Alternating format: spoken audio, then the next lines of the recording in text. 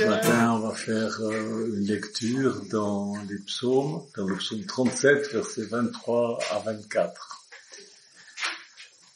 37, 23, 24.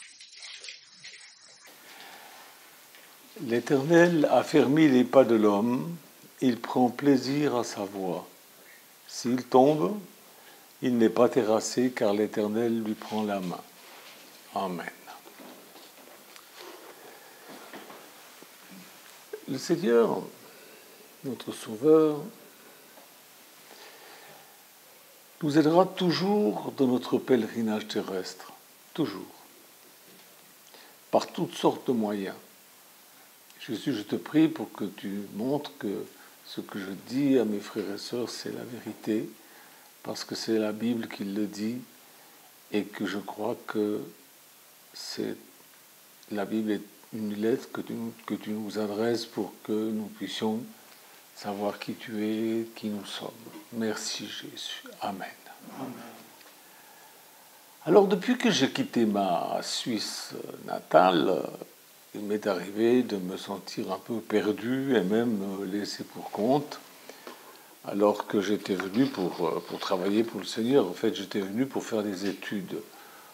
On m'avait, comme on dit en Suisse, meulé. C'est-à-dire, on avait insisté lourdement pour que je fasse des études bibliques.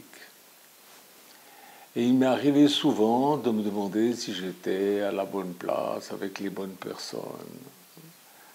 Je me revois toujours dans cette école où c'était triste. C'était épouvantable.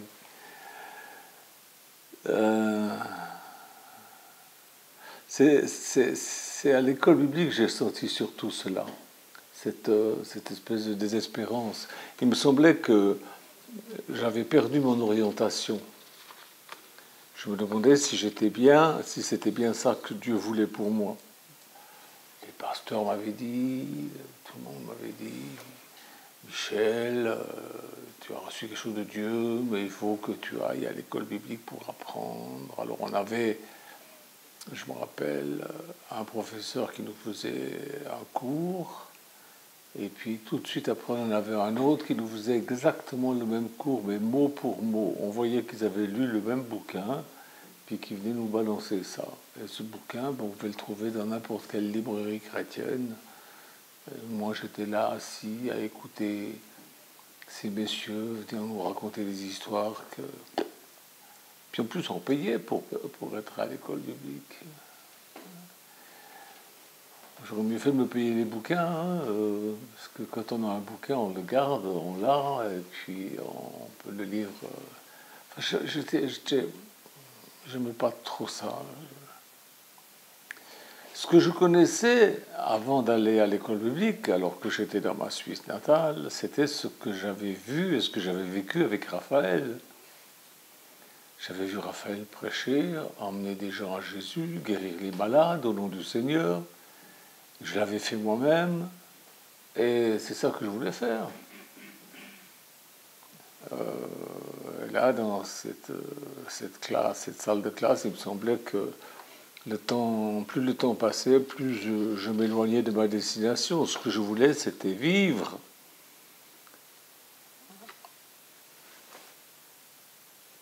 Et à un moment donné, j'ai décidé d'abandonner ce système.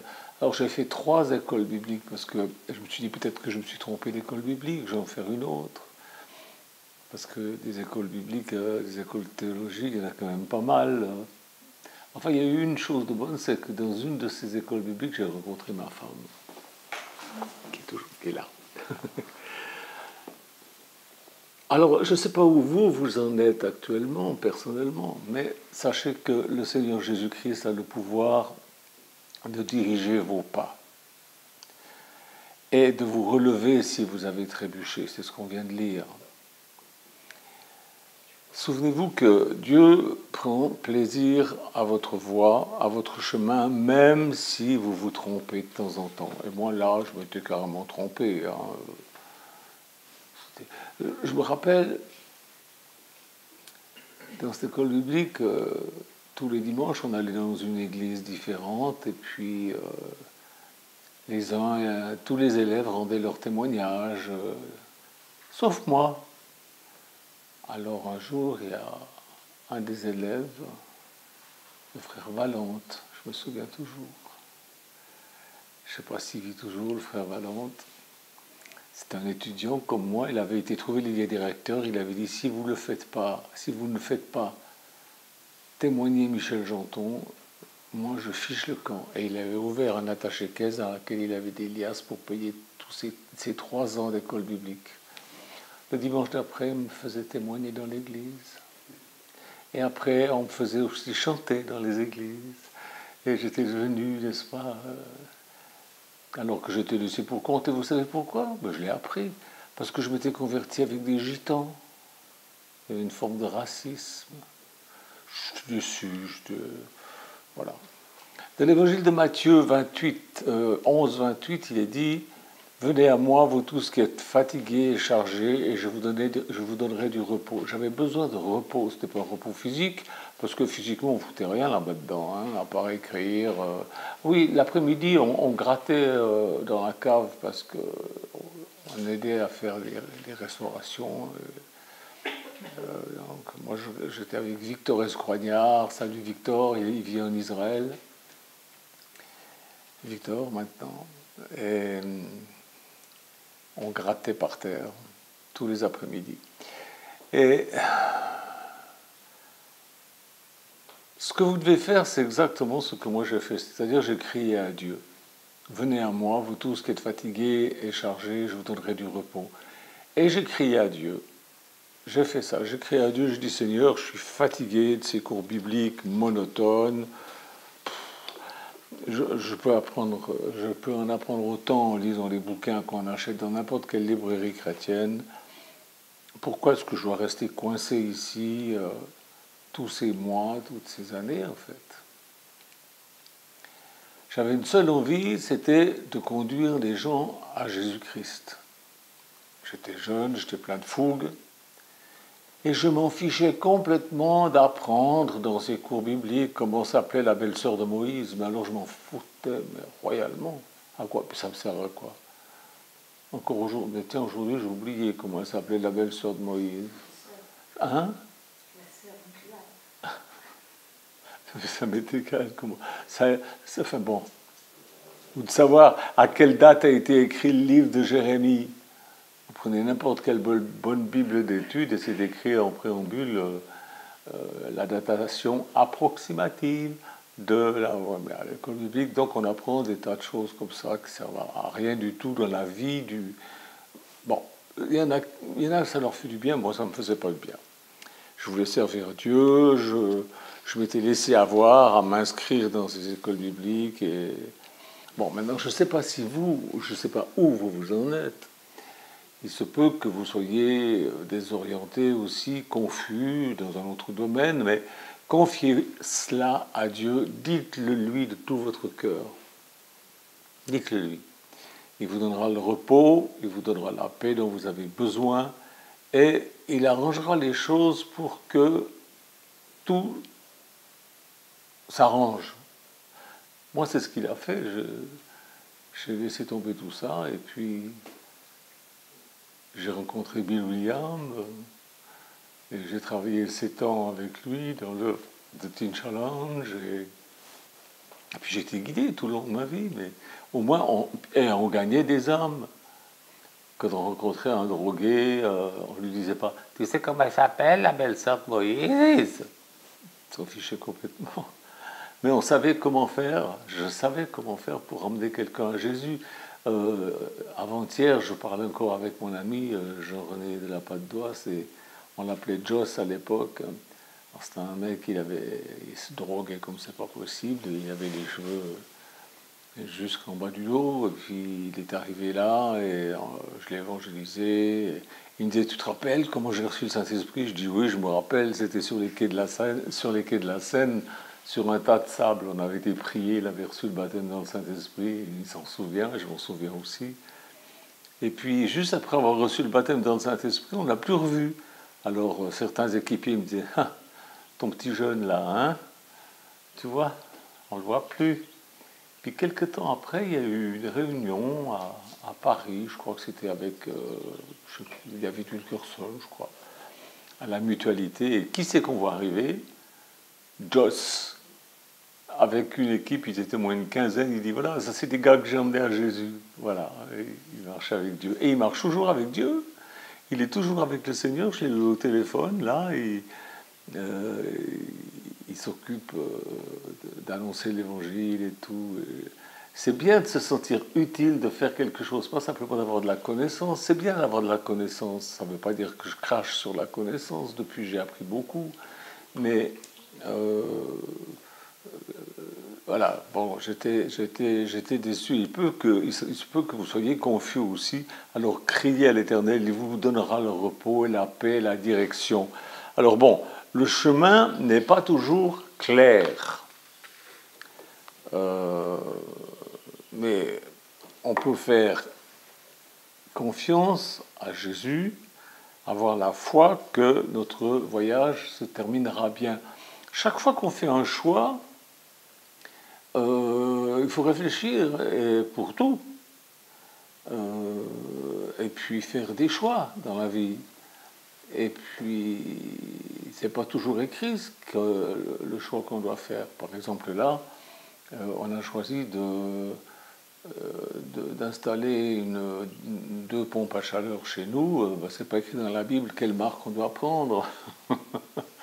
Mais on a fait ce qu'il fallait pour trouver les représentants, on a comparé les prix, on a passé des heures, c'est surtout Philippe qui s'est occupé de ça.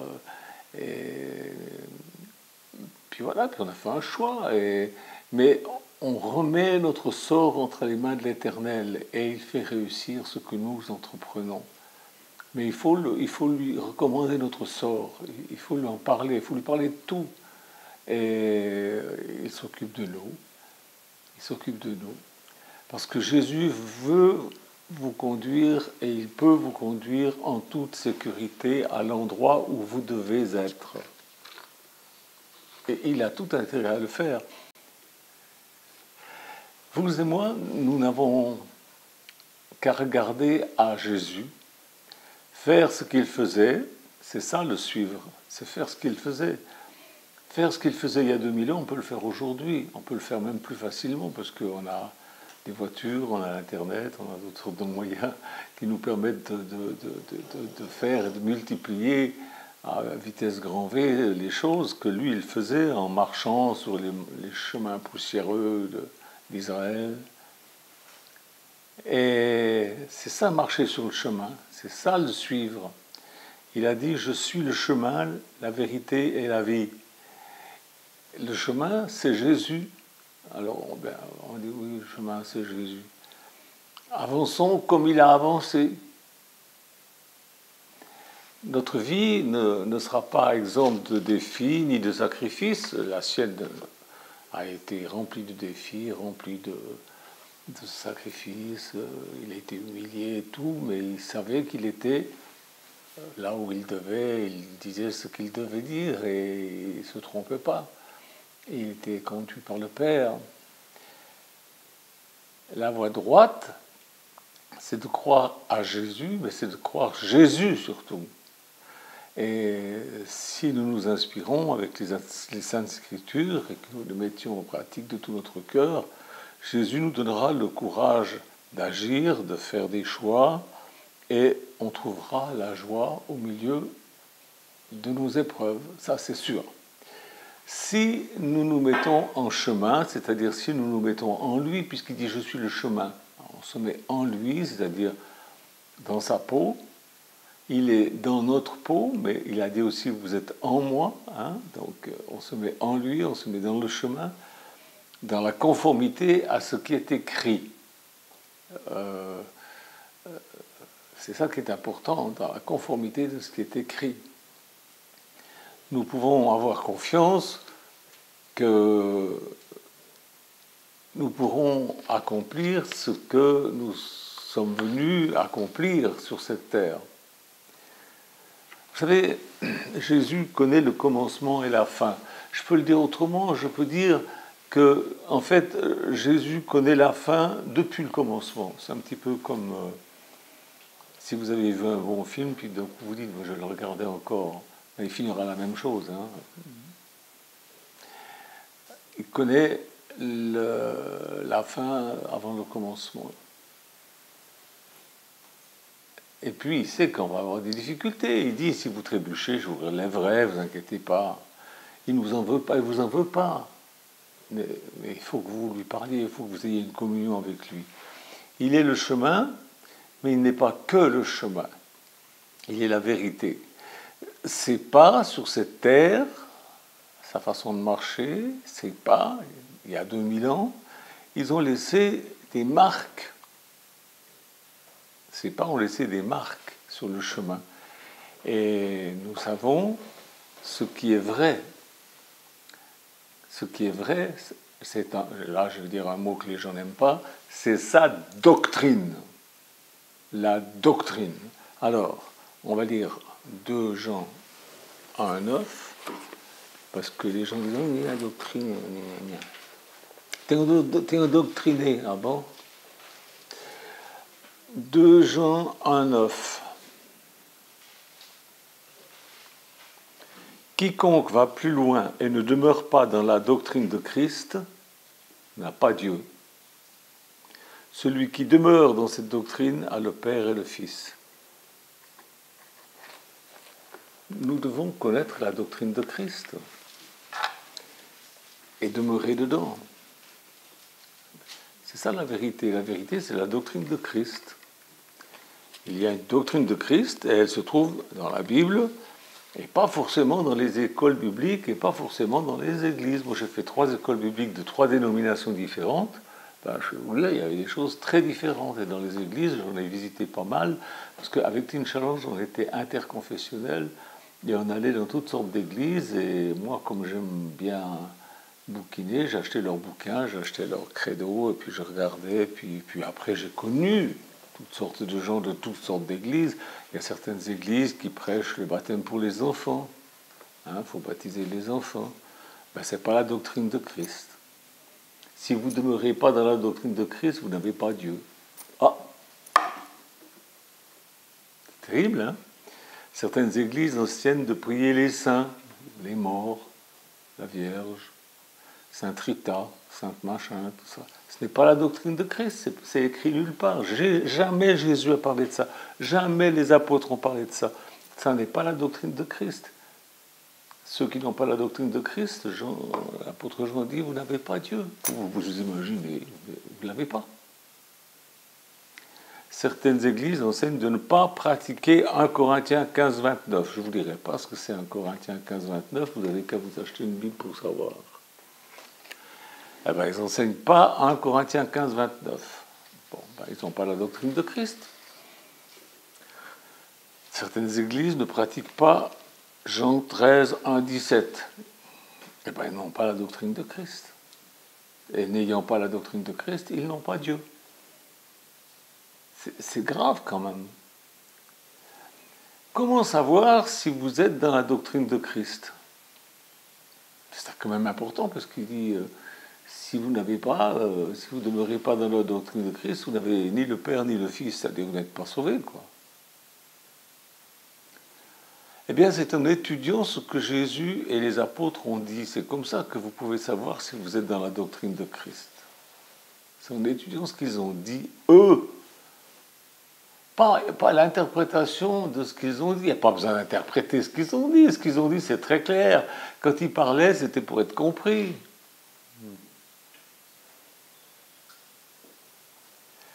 Parce que sans cela, vous n'êtes pas dans le chemin. Jésus dit, vous n'avez pas Dieu. Enfin, c'est pas Jésus, c'est Jean, l'apôtre Jean, mais c'est pareil, c'est inspiré. Il ajoute, mais si vous demeurez dans la doctrine de Christ, vous avez le Père et le Fils avec vous. Vous voyez, c'est clair. C'est dans 2 Jean 1, 9, je le répète pour ceux qui voudraient aller voir si c'est vraiment vrai ce que je dis. La doctrine de Christ est le chemin que nous avons à suivre pour être secourus et être sauvés. Sinon, Dieu n'a aucun devoir envers nous. Hein. Si on ne fait pas attention à ce qu'il dit, qu'est-ce que...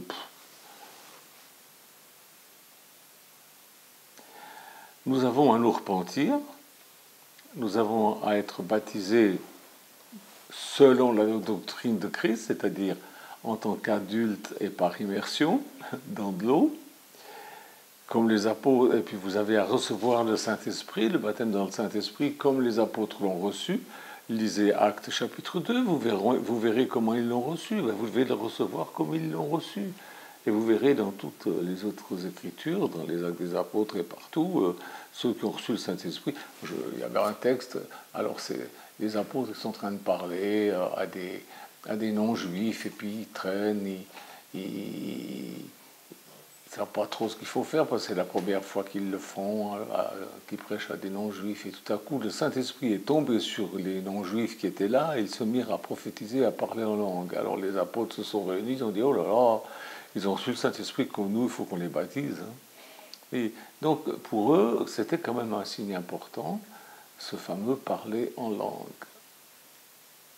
Comme les apôtres l'ont reçu, il faut que vous le receviez comme les apôtres l'ont reçu. Ça, c'est la doctrine de Christ. Jésus a dit, celui qui croit en moi, il parlera de nouvelles langues. Marc chapitre 16, dans les derniers versets. Et puis, nous avons à renouveler nos alliances avec Dieu en mangeant son corps et en buvant son sang. Hein, sous les deux espèces. Pas une hostie, c'est une invention, c'est pas la doctrine de Christ, l'hostie. La doctrine de Christ, c'est le pain et le vin. Nous avons à faire de notre mieux pour persévérer dans la communion fraternelle, comme c'est écrit dans Actes chapitre 2, versets 42-45. Ils persévéraient dans l'enseignement des apôtres, dans la communion fraternelle, dans le pain, le vin, les prières et tout ça. Et ils vendaient ce qu'ils possédaient, ils mettaient au pied les apôtres partageaient et donnaient à chacun ce dont il avait besoin. Les apôtres ne gardaient pas tout pour eux, comme certains qui s'enrichissent sur le dos des gens. Hein. Comme la doctrine de Christ le dit, et non comme les églises le disent. Pour eux, la communion fraternelle, c'est de se réunir le dimanche et puis de chanter « Alléluia, Alléluia, gloire à Dieu ». Maintenant, il y a une nouvelle mode, on se roule par terre pour la plus grande gloire de Dieu. C'est pas la doctrine de Christ. Voilà, les seules personnes qui se roulent par terre dans la Bible, c'est les possédés. C'est pas les chrétiens qui louent Dieu. Ça tient pas debout. Enfin oui, c'est le cas de dire, ça tient pas debout. Et puis, en retour, eh bien, vous avez le pardon, l'espoir, la vie éternelle, tout ça, ça nous est promis. Est-ce que vous comprenez ? C'est important de comprendre. Il ne suffit pas de croire au Seigneur Jésus-Christ pour être sauvé. On nous dit toujours, crois au Seigneur Jésus et tu seras sauvé. Oui, mais croire au Seigneur Jésus, c'est faire ce que le Seigneur Jésus en qui on croit a dit de faire. C'est suivre Jésus, c'est suivre sa doctrine. Suivre la doctrine de Christ. Si tu ne suis pas la doctrine de Christ, tu es maudit. Tu n'as pas Dieu, tu n'as pas le Père, tu n'as pas le Fils, tu n'as rien. Tu t'illusionnes, tu dis, de toute façon, Dieu me jugera, il aura compassion. Non, non. Désolé, mais non. C'est écrit clairement, tu dois avoir la doctrine de Christ. Si tu l'as entendu, si tu l'as lu, puis que tu ne la mets pas en pratique, c'est un cœur tordu. C'est que il y a quelque chose qui ne joue pas dans les boyaux de ta tête, ou de ton cœur, je ne sais pas. Mais c'est pas normal que je dire j'aime Jésus, mais je ne fais pas ça parce que c'est. Non, c'était pour autrefois. Voilà. C'est pourquoi, en cette fin des temps des nations, je dis bien, c'est la fin du temps des nations, nous avons à marcher résolument avec constance sur le chemin, c'est-à-dire en Christ, en ayant une espérance, l'espérance d'une pureté parfaite. Comment on peut en être sûr? En connaissant les Écritures. Les Écritures nous relatent ce dont nous avons besoin pour pouvoir avoir cette espérance, cette foi parfaite. Il n'y a que l'Écriture. Si je vous dis quelque chose, puis que ce n'est pas dans l'Écriture, non seulement vous rejetez ce que je dis, mais vous me rejetez. Il faut le faire. Dans un jour, on s'est dit... quiconque va plus loin et ne demeure pas dans la doctrine de Christ n'a point Dieu. Celui qui demeure dans cette doctrine, a le Père et le Fils. Si quelqu'un vient à vous et n'apporte pas cette doctrine, ne le recevez pas dans votre maison, ne lui dites pas salut. Même pas salut, tu vois, même pas. C'est clair, hein? En ayant de l'amour pour Dieu, en ayant de l'amour pour les gens, en ayant de l'amour pour la création de Dieu aussi. Alors, si vous marchez résolument en faisant un festin de la parole de Dieu, c'est-à-dire de la doctrine de Christ, et si vous persévérez jusqu'à la fin, vous aurez la vie éternelle. Ça aussi, c'est écrit qu'il faudra persévérer jusqu'à la fin. Il faut persévérer. Alors bon, je connais beaucoup de vrais chrétiens qui méditent dans leur cœur sur ce qu'ils doivent faire après être entrés dans le chemin en Christ. Ma question est, mais pourquoi est-ce que vous méditez sur ces choses? Pourquoi vous méditez? Méditer, ça veut dire réfléchir. Pourquoi vous réfléchissez là-dessus? La Bible nous enseigne, la doctrine de Christ nous enseigne. Il n'y a pas à réfléchir là-dessus, on fait ce qui est dit, puis c'est tout. C'est tout.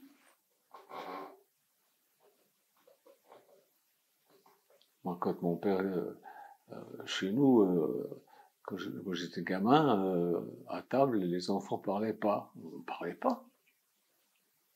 Le père avait dit, les enfants, vous taisez, vous laissez les adultes parler. On se taisait. On obéissait. Ben, c'est la même chose avec notre Père Céleste. S'il dit quelque chose, on obéit, on ne réfléchit pas. Est-ce qu'on réfléchissait? Est-ce qu'on se disait, mais pourquoi il ne veut pas qu'on parle? Mais pourquoi? Non, on ne se pose même pas la question.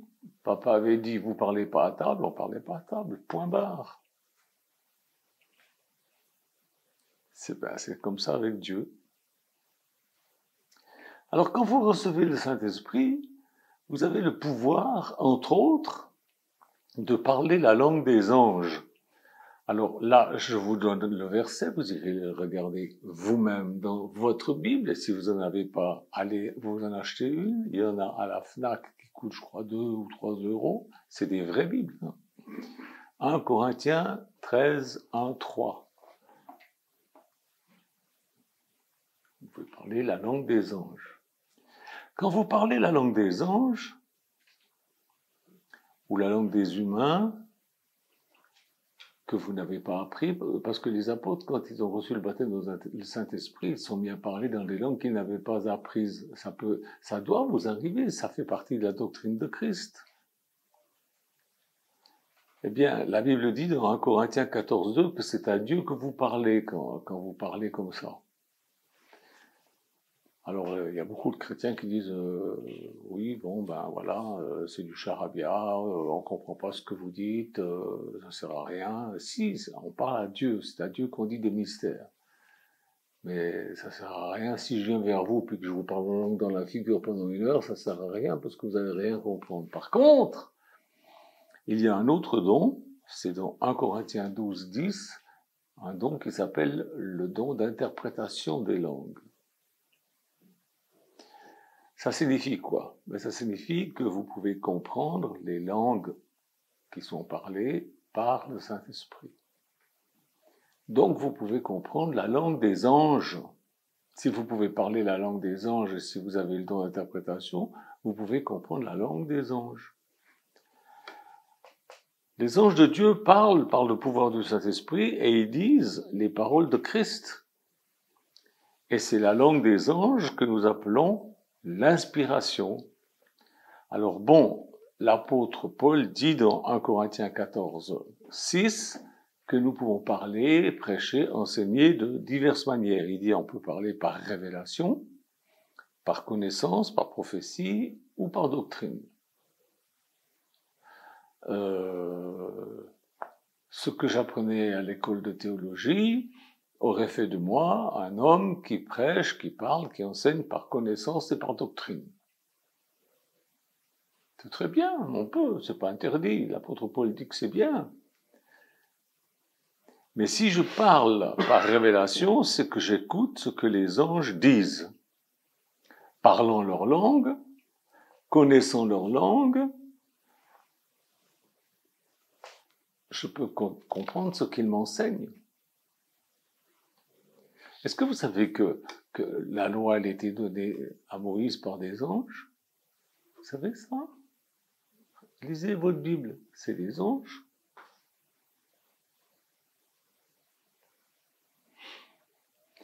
Et puis, c'est ma connaissance des Écritures saintes qui me garde afin que je ne sois pas trompé par un ange déchu, parce que tout de suite les gens disent « Ah oui, c'est des anges qui te parlent, alors tu es à la merci d'anges déchus, de démons. » Arrêtez avec votre négativisme. Vous savez, la semaine passée, je suis allé voir avec mon épouse, ma cancérologue, et puis elle m'a dit « Maintenant, on parle plus de rémission, vous êtes guéri. » Puis elle a envoyé une lettre aux médecins qui me suivent, aux chirurgiens, à toutes sortes, toute une clique, à mon médecin traitant, etc. En disant maintenant, Monsieur Janton, j'ai la joie de constater que c'est une guérison totale et tout. Et pourquoi je dis ça? Parce que c'est, voilà.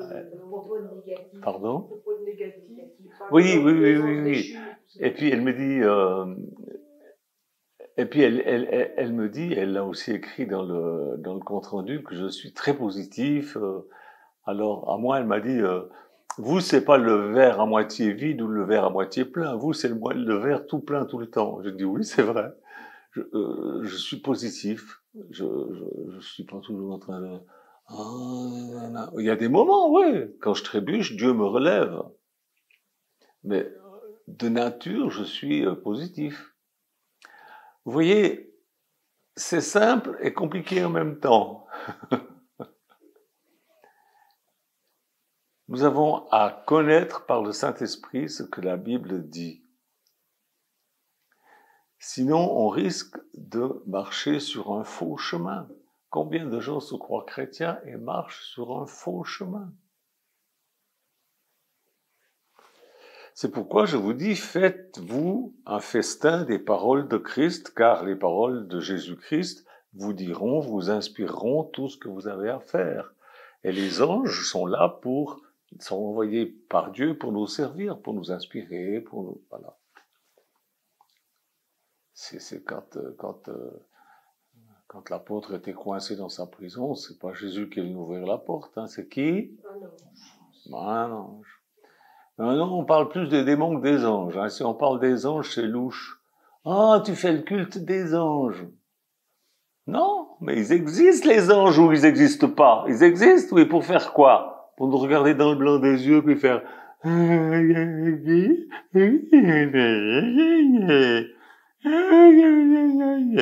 Ils font quoi les anges? Quel est leur ministère? Ils ont un ministère. Faut arrêter avec ces histoires de démons. Vous mettez plus d'importance sur les démons que sur les anges. Moi, quand je fais un voyage, même quand je vais ne serait-ce qu'à Toulouse, hein, Michou, on dit toujours Seigneur, merci parce que tu nous protèges, tu mets des anges autour de notre voiture. Et puis quand on est de retour, on sort de la voiture, puis on dit merci les anges, parce qu'ils nous ont protégés. Il y a un besoin de protection sur la route hein, en ce moment. Ici, dans le Lot, ils ont une spécialité, ils roulent au milieu de la route. Même dans les contours où il n'y a pas de visibilité, ils roulent au milieu de la route. Des fois, ça vous arrive, vous vous trouvez en face d'une bagnole, vous êtes obligé de piler comme un malade parce que c'est une mode dans le Lot, c'est comme ça. Voilà, ils sont spéciaux. Dans le Lot, il y a beaucoup de gens. Ils sont tous gentils, hein, mais ils sont spéciaux des fois. Vous savez, Jésus a vécu dans un corps comme le nôtre. Il était comme notre corps.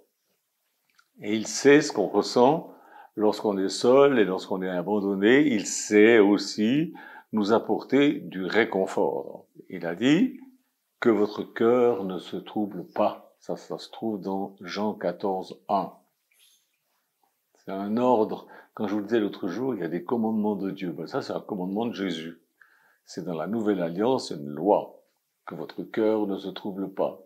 Ça vaut bien, tu ne feras pas ci, tu ne feras pas ça. Hein. Que votre cœur ne se trouble pas, c'est un commandement. Et puis, chapitre 14, verset 18, « Je ne vous laisserai pas orphelins, je viendrai à vous. » Voilà. On n'est pas des orphelins abandonnés sur cette terre, comme des pauvres malheureux. Oh Seigneur, tu vois, combien je suis un ver de terre. Mais pas du tout.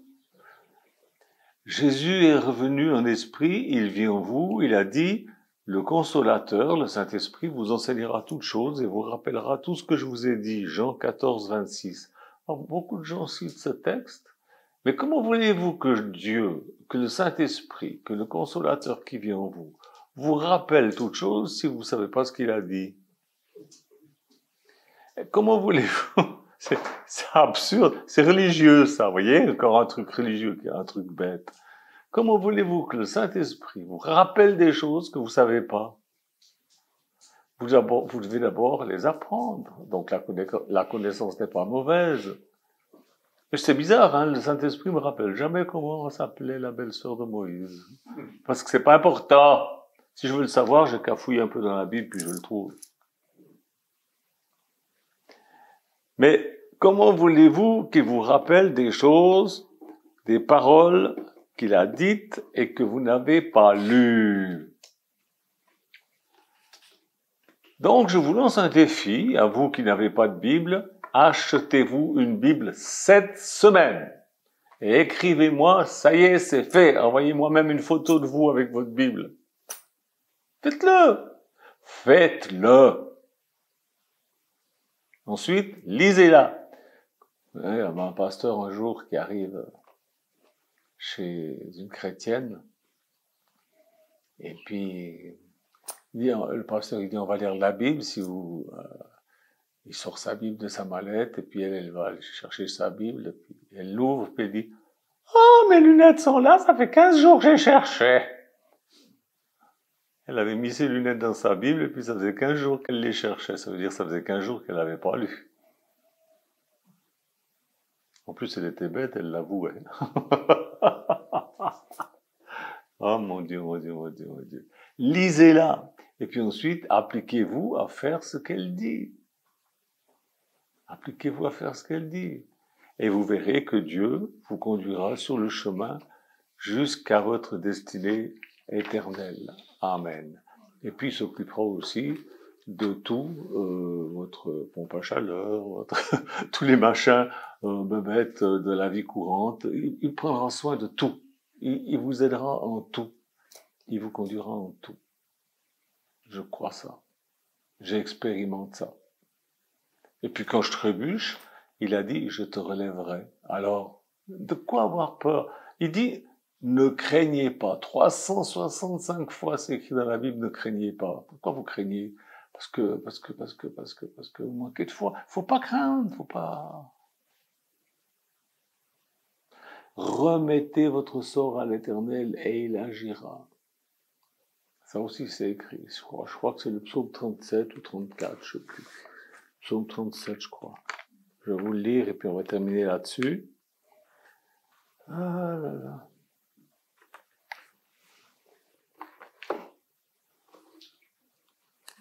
Je crois que c'est le psaume 37, mais je suis pas sûr.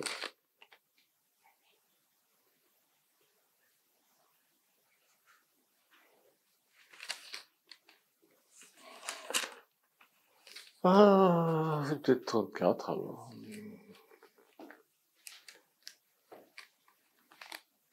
Non, c'est pas ça. Moi, c'est 37, verset 5. 37, 5. Merci, ma puce. Ouais, enfin, elle connaît les chiffres. Moi, les chiffres, c'est terrible. C'est pourquoi je ne m'occupe pas de la comptabilité. Parce que 37, 5, voilà ce qui est écrit. Est-ce que je l'ai? Je ne vois même pas, voilà. Recommande ton sort à l'Éternel, mets en lui ta confiance, et il agira. Voilà. Amen. Seigneur, bénis mes frères et sœurs, aide-les à comprendre toutes ces choses, à les mettre en pratique pour ta gloire et pour leur bien et pour le bien de toute leur famille. Au nom de Jésus, mon Dieu. Amen. Vous savez, il y a des gens, là, dernièrement, j'ai mis sur Révélation Bible, sur Facebook, une vidéo où on me voit prier pour des malades et des malades sont guéris et tout. Et il y a des gens qui me disent arnaque, fou, t'es complètement fou, ça n'existe pas. Alors à quelques-uns j'ai écrit, quand vous serez malade ou quand vos enfants seront malades, surtout ne priez pas Dieu parce qu'il ne vous exaucera pas. Il n'exauce que ceux qui ont la foi. Mais ceux qui insultent Dieu et qui insultent ses serviteurs, Dieu ne s'en occupe pas. Il les laisse. Oh oui, s'il y avait un Dieu, il n'y aurait pas tant de misère. Mais Dieu laisse parce que les gens se foutent de Dieu, ils s'en moquent de Dieu. Bah, Dieu, il les laisse. Moi, si quelqu'un m'embête, se fiche de moi, mais je le laisse. Qu'il se débrouille. Je suis pas... Et puis je suis créé à l'image de Dieu, c'est bizarre, hein?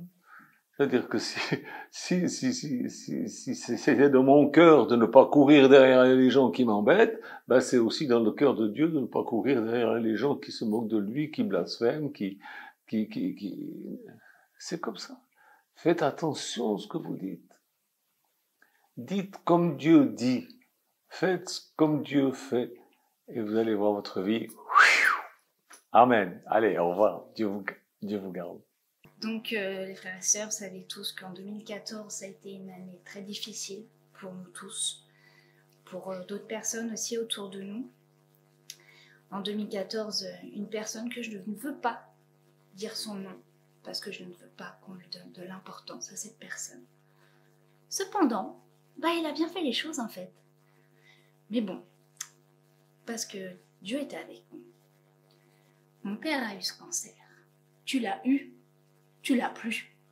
On est bien d'accord. Amen. Amen. Donc je veux surtout que vous rappeliez, je dis bien ça à toutes les personnes qui nous ont connus, qui nous connaissent, qui prennent de nos nouvelles sur Instagram, sur Facebook, qui nous regardent. Merci les réseaux sociaux.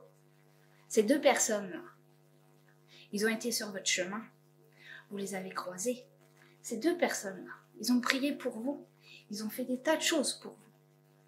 Est-ce que vous en êtes encore reconnaissant? Moi, c'est ce que je vous pose comme question. Est-ce que vous en êtes encore reconnaissant? Est-ce que vous vous souvenez encore que ces deux personnes ont prié pour vous, qui vous ont aimé, qui vous ont aidé? Moi, je m'en rappelle. Et ça, je m'en rappellerai toute ma vie. Et les personnes qui sont autour de moi aussi s'en rappellent. Donc moi, je voudrais remercier le Seigneur. Titi, tu peux aller chercher le champagne. Donc oui, mon papa, il aime le champagne. Oui, mon papa, il a des défauts. Et vous savez quoi? J'ai les mêmes gènes. C'est malheureux à dire, mais oui, j'ai les gènes. En vieillissant, je m'aperçois que j'ai les mêmes gènes. Donc oui, alors mon Luc Timothy, lui, il aimerait qu'on pète le champagne comme sur les podiums de Formule 1. On va pas le faire parce que on n'a pas les mêmes moyens. Si j'écoutais Titi, j'arroserais mes parents de champagne. Mais je vais pas le faire. Donc je voudrais qu'on remercie le Seigneur. Merci beaucoup, Seigneur, parce que tu es avec nous. Ces deux personnes qui sont autour de moi, ils aiment Dieu, ils sont avec Dieu. S'ils priaient pas, je sais même pas si je serais là. Et je sais même pas si vous écouteriez ce que mon père dit tous les jours, tous les dimanches, tous les vendredis. Soyez reconnaissants, toujours. On va boire le champagne. Je sais pas si on va le boire tout de suite parce que moi je sais pas l'ouvrir. Olivier va le faire. Mais voilà, que Dieu vous bénisse tous les deux. Merci Seigneur. Merci, c'est gentil.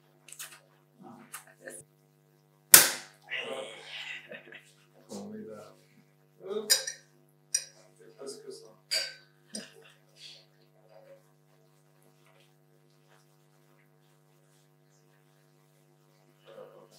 Merci. Oui, Fais-le comme si vous étiez comme ça. Voilà. Oh, attention. Alors, santé, longue vie. Santé.